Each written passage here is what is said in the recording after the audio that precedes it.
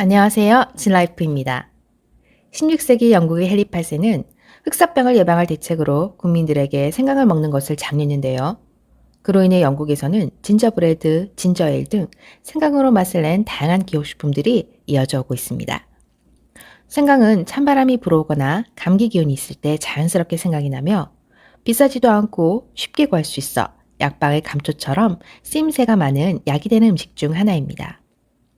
생강이 쓰임새가 많은 가장 큰 이유 중 하나는 알싸한 매운맛과 독특한 향 때문인데, 이는 생강에 들어있는 진저롤과 쇼가올이라는 성분 때문입니다. 진저롤과 쇼가올은 신선한 생강에서 볼 수 있는 파이토케미컬 화합물로 활성산소를 제거하는 항산 효과가 우수하고, 활성산소에 의한 유전자 손상을 차단하여 암을 예방하는 효능이 있습니다.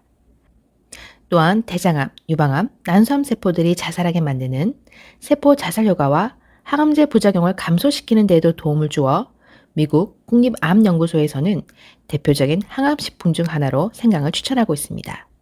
생강의 유효 성분인 진저롤은 쇼가올과 함께 항염, 항균 작용이 강해 만성염증을 해소하는 데 도움이 됩니다.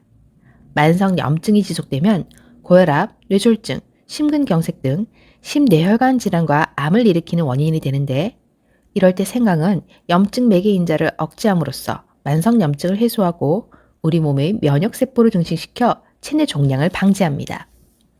이유 없이 몸의 여러 곳이 아프고 자주 피곤함을 느낀다면 만성염증을 의심할 수 있으며, 이때 생강을 먹는 것이 많은 도움이 될 수 있습니다. 생강은 염증성 질환을 완화하는 데 도움이 되는 것은 물론 진통 효과가 뛰어나기 때문에 관절염 예방과 치료에도 좋습니다. 퇴행성 관절염과 류마티스 관절염 모두의 효능이 있으며, 관절염 외에도 편두통, 생리통 등의 통증을 완화하는 데 도움을 주므로 천연 아스피린이라고도 불립니다.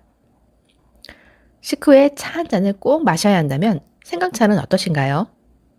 생강은 위를 건강하게 하는 대표적인 한약재로 예부터 비위 기능과 소화 기능이 약한 사람들에게 많이 이용되어 왔습니다.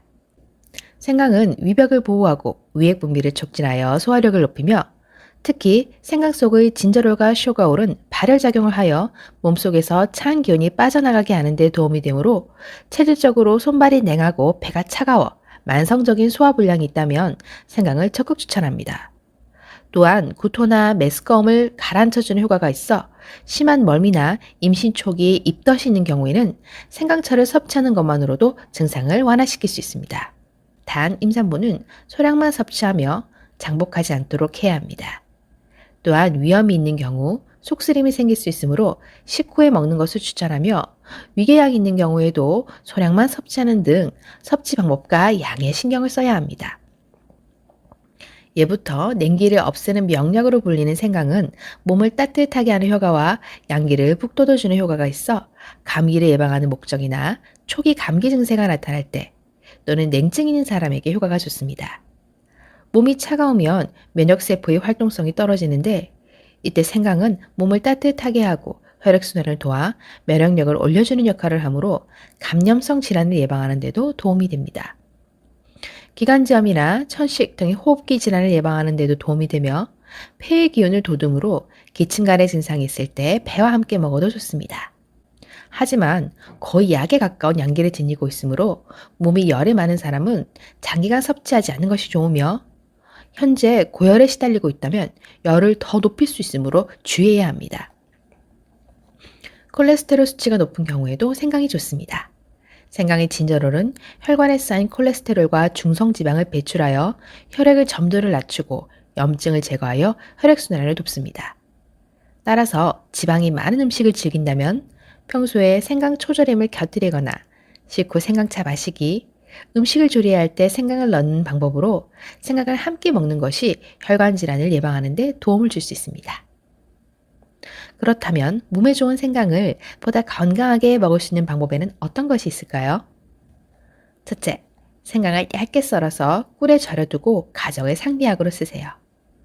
꿀은 성질이 따뜻하고 항균 작용을 하는 음식으로 청을 만들어 두었다가 소화가 안 될 때, 몸에 냉기가 느껴질 때, 감기 초기 증상이 나타날 때, 메스꺼움이나 멀미가 느껴질 때 차로 끓여 먹으면 몸이 따뜻해지고 속이 편안해지는 효과를 볼 수 있습니다. 또한 청으로 담아두었다가 음식에 넣으면 독특한 향미로 인해 잡내를 제거하고 음식의 풍미를 높이는 등 활용도가 매우 높습니다. 둘째, 해산물과 같이 날 음식을 먹을 때는 생강을 함께 드세요. 회나 생선초밥을 먹을 때 생강 초절임을 곁들이거나 양념이나 소스에 생강즙을 넣어서 드시면 입안을 개운하게 하며 생강의 퀘르세틴과 진저베른 성분이 식중독이나 장염을 일으키는 요인에 대해서 항균, 항바이러스 작용을 합니다. 셋째, 당분 없이 생강을 섭취하고 싶다면 생강가루를 이용해 보세요. 찌거나 덮어서 말린 생강은 쇼가올의 양이 더욱 증가하며 곱게 간 생강가루를 음식에 넣어서 먹거나 미지근한 물에 1g 정도 넣고 드시면 몸의 냉증을 없애는 데 도움이 됩니다.